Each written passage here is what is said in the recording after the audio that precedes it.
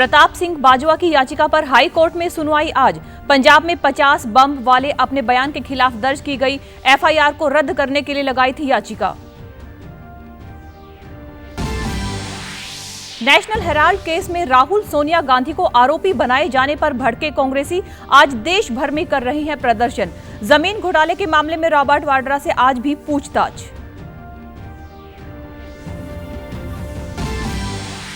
और पंजाब के मुख्यमंत्री ने संगरूर में डाइट के नए बने अत्याधुनिक सुविधाओं से लैस ऑडिटोरियम का किया शुभारंभ। मान ने कहा, प्रदेश में युवाओं का विकास बनाया जा रहा है यकीनी।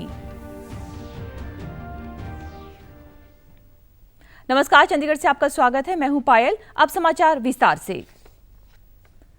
पंजाब विधानसभा में विपक्ष के नेता तथा वरिष्ठ कांग्रेस नेता प्रताप सिंह बाजवा की ओर से दाखिल की गई याचिका पर आज पंजाब एवं हरियाणा हाईकोर्ट में सुनवाई होगी। भाजपा ने मोहाली के साइबर थाने में दर्ज एफआईआर को रद्द करवाने के लिए याचिका दाखिल की थी। पंजाब में 50 बम आने के दिए गए बयान के खिलाफ बाजवा पर एफआईआर दर्ज की गई है। इसके बाद से पंजाब में सियासी पारा चढ़ा हुआ है। आम आदमी पार्टी सरकार जहां बाजवा के बयान पर सवाल उठा रही है, वहीं कार्रवाई के विरोध में कांग्रेस धरने प्रदर्शन कर रही है। पंजाब पुलिस की ओर से प्रताप सिंह बाजवा पर दर्ज की गई एफआईआर के खिलाफ कल चंडीगढ़ में कांग्रेस ने रोष प्रदर्शन किया।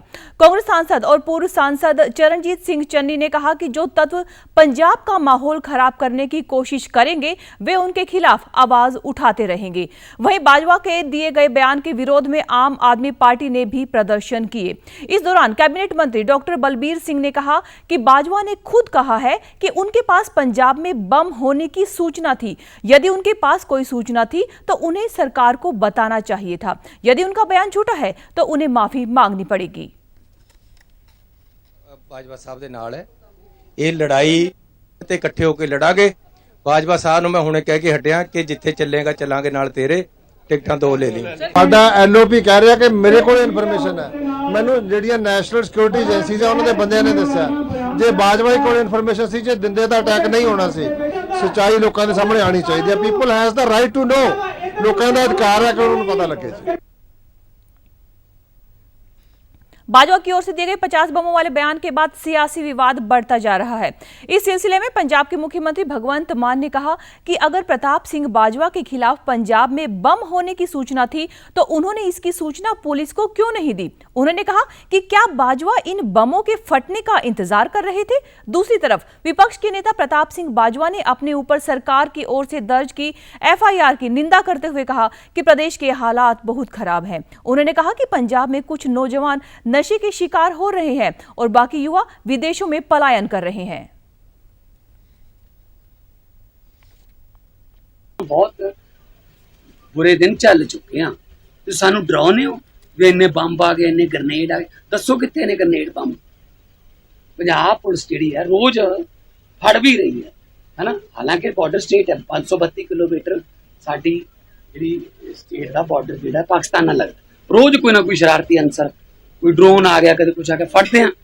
पर तुसीं इहदा मैं डीमोरलाइज कर दो। कोई पंजाब पुलिस नूं भी कहने ते पंजाब पुलिस काबिल ही है नहीं ते फिर आप नाल काहदे वास्ते नहीं फिर तो कहने मैं पलाओ छड्ड दो तुसीं। फिर ये पंजाब दे हालात सुधरे ने आके 92-93 में जे उदों तो अज तक लाइए तकरीबन मेरा 5-4 साल का भगवंत मान होना। भगवंत मान ने मेरा ख्याल नहीं कभी किसी गोली का भी खड़ाक सुनिया, अं तो बंबा के खड़ाक सुने। इन्हें कदे सुने होंगे तो इनू इस गल की गंभीरता समझो। नेशनल हेराल्ड मामले में राहुल और सोनिया गांधी पर चार्जशीट दाखिल की गई है। वहीं जमीन घोटाले के मामले में गांधी परिवार के दामाद रॉबर्ट वाड्रा भी ईडी के शिकंजे में आते दिख रहे हैं। इन सब के खिलाफ कांग्रेस पार्टी ने आज देश भर में हल्ला बोल दिया है। सोनिया और राहुल गांधी पर चार्जशीट दिल्ली के राउस एवेन्यू कोर्ट में दाखिल कर दी गई है, जिस पर 25 अप्रैल को सुनवाई होगी। करीब 2000 करोड़ रुपए के घोटाले से जुड़े इस मामले में गांधी परिवार अब सवालों के घेरे में है। इस मामले में ईडी राहुल और सोनिया गांधी से पहले से पूछताछ कर चुका है। उधर भाजपा ने कांग्रेस पर फिर से हमला बोला है। वरिष्ठ नेता रविशंकर ने कहा कि कांग्रेस को धरना देने का पूरा अधिकार है, लेकिन जमीन और फंड लूटने का नहीं। कानून अपना काम कर रहा है।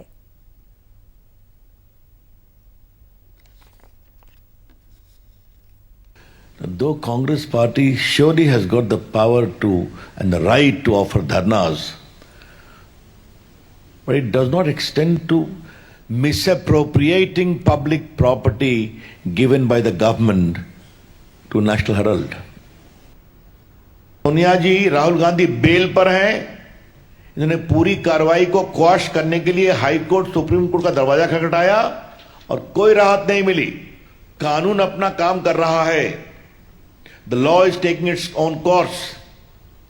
हम बीजेपी की ओर से सोनिया गांधी और राहुल गांधी और कांग्रेस पार्टी से सवाल पूछना चाहते हैं, क्या कानून को अपना काम नहीं करना चाहिए?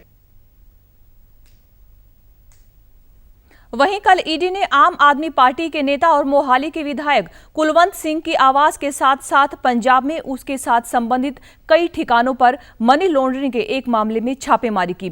ईडी के दिल्ली यूनिट की कई टीमों ने स्थानीय पुलिस के साथ मिलकर सवेरे मोहाली में उनके आवास की तलाशी शुरू कर दी। ईडी के सूत्रों के मुताबिक कुलवंत सिंह अपने आवास पर नहीं थे, परंतु केंद्रीय एजेंसी की टीम उनके पारिवारिक सदस्यों से पूछताछ कर रही है।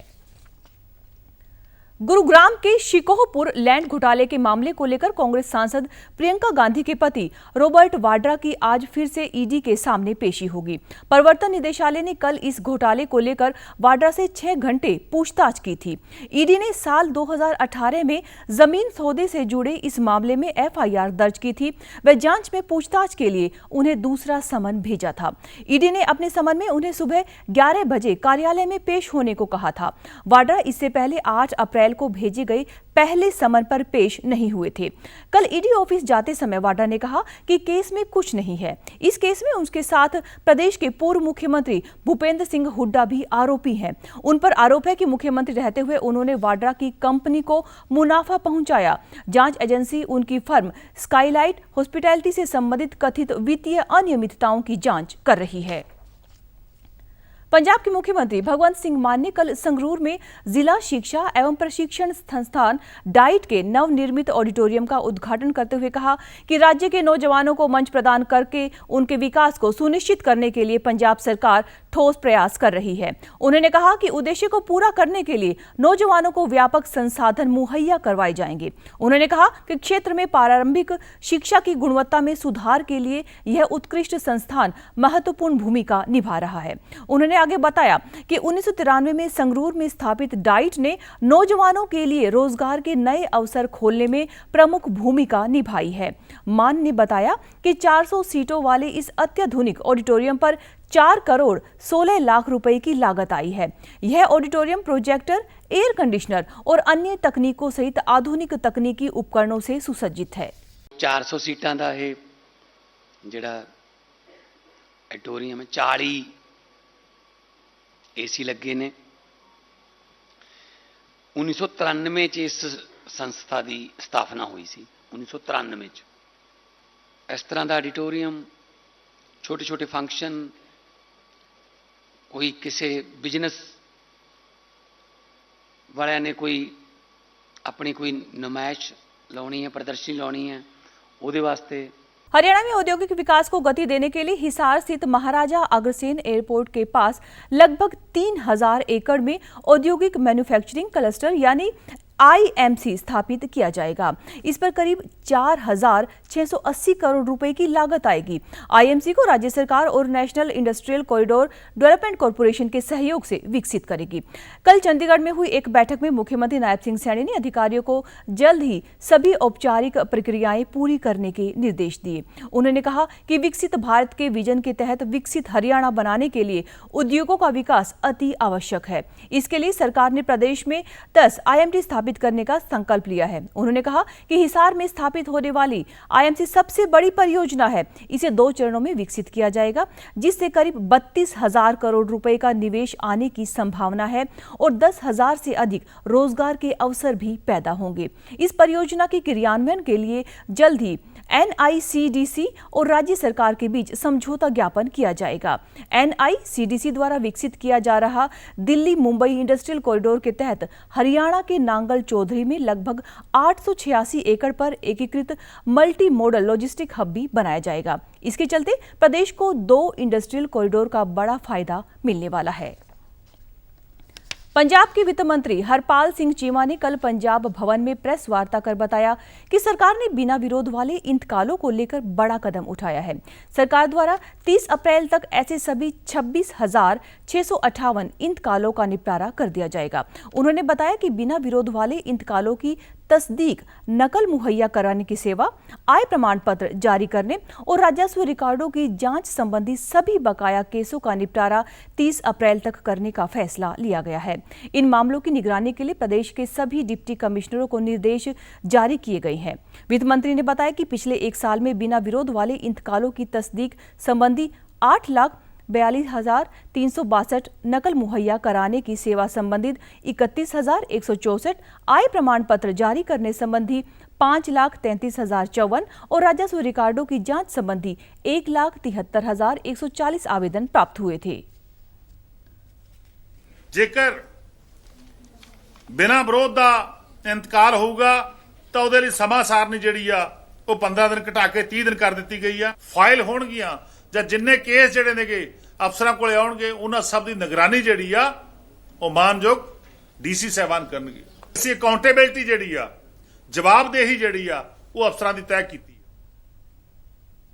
वित्त मंत्री ने कहा कि बिना विरोध वाले इंतकालों की तस्दीक के लिए 1 मई 2025 से निर्धारित समय 45 दिन से घटाकर 30 दिन कर दिया गया है। लंबित आवेदनों के समय पर निपटारे को सुनिश्चित करने के लिए डिप्टी कमिश्नर द्वारा अब रोजाना के आधार पर बकाया पड़े केसों की निगरानी करनी होगी। नकल केसों के लिए निर्धारित समय सीमा 10 दिन, आय प्रमाण पत्र के लिए 15 दिन और राजस्व रिकॉर्ड की जांच करने के लिए 7 दिन तय की गई है।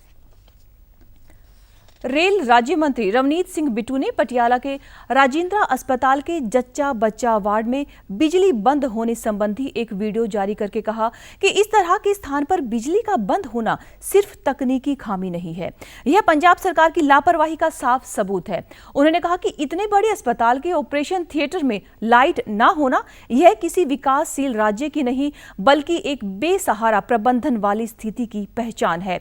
रवनीत बिट्टू ने कहा कि पंजाब के लोग इस तरह की गैर जिम्मेवार सरकार को बिल्कुल भी बर्दाश्त नहीं करेंगे। प्रधानमंत्री नरेंद्र मोदी की ओर से 70 साल से अधिक उम्र वाले बुजुर्गों को आयुष्मान कार्ड योजना का लाभ देने के ऐलान के बाद पंजाब में लोगों में काफी उत्साह है। बुजुर्गों ने प्रधानमंत्री का आभार जताते हुए कहा कि यह योजना उनके लिए बेहद लाभदायक है, जिसका सैकड़ों बुजुर्ग लाभ उठा चुके हैं। डेराबस्सी खरड़ और मोहाली में पिछले कुछ दिनों से कैंप लगाकर बुजुर्गों के कार्ड बनाए जा रहे हैं। कल मोहाली के सेक्टर 125 में एक ऐसा ही कैंप भाजपा मंडल की महासचिव मीना जोशी की अगुवाई में लगाया गया।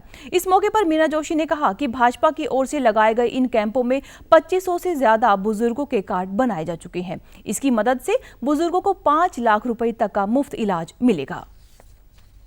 ਜਿਹੜਾ ਕਿ ਆਪਣੇ ਬਜ਼ੁਰਗਾਂ ਦੀ ਜਿਹੜੇ 70 ਸਾਲ ਤੋਂ ਅਬਵ ਨੇ ਉਹਨਾਂ ਦੀ ਹਰ ਬਿਮਾਰੀ 'ਚ ਮਦਦ ਕਰੇਗਾ।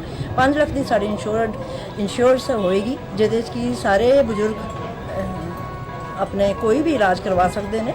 ਤੇ ਅਸੀਂ ਅੱਜ ਸਾਰੇ ਜਿਨ੍ਹਾਂ ਨੇ ਸਾਡਾ ਬਹੁਤ ਸਾਥ ਦਿੱਤਾ ਹੈ, ਅਸੀਂ ਉਹਨਾਂ ਸਾਰਿਆਂ ਦਾ ਧੰਨਵਾਦ ਕਰਦੇ ਹਾਂ। कैंप में कार्ड बनाने पहुंचे बुजुर्गों ने मोदी सरकार का उन पर ध्यान देने के लिए आभार जताया। उन्होंने कहा कि इस योजना से उन्हें बुढ़ापे में इलाज और सही देखभाल में मदद मिलेगी।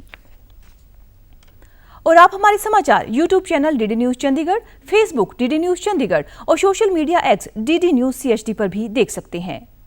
इसी के साथ चंडीगढ़ से समाचारों का सिलसिला समाप्त होता है। नमस्कार।